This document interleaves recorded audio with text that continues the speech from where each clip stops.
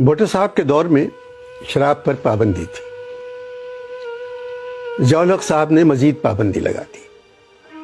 سعادت حسن منٹو کو میں نے خط میں ان حالات کی تفصیل لکھی.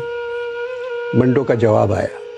منٹو کو خط میں نے صدر ضیاء الحق کے دور میں لکھا تھا.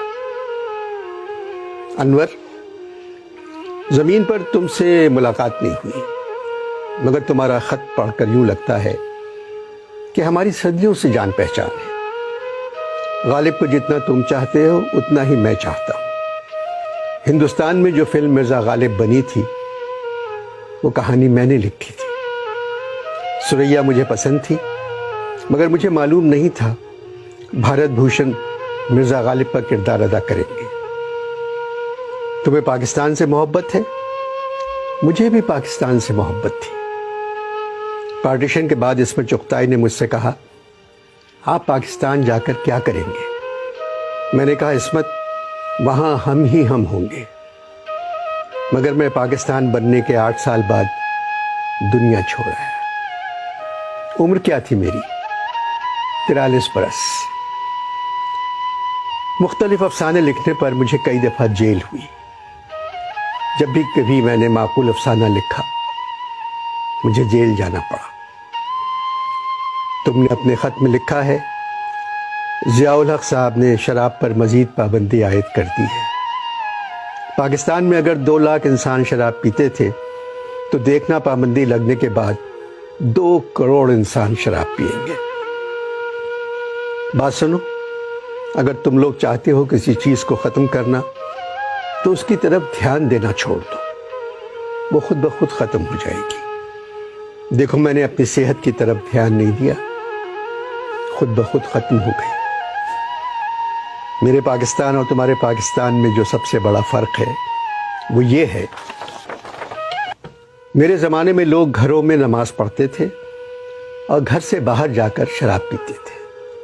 اب تمہارے پاکستان میں لوگ باہر جا کر نماز پڑھتے ہیں تاکہ دوسرے لوگ انہیں مسجد جاتا ہوا دیکھ لیں، اور شراب اپنے اپنے گھروں میں اپنے والدین اور بچوں کے سامنے پینے لگے. مجھ پر الزام تھا میں فحش لکھتا ہوں. تم بتاؤ، اس تہذیب پہ کپڑے کس طرح اتارتا جو پہلے سے ننگی تھی.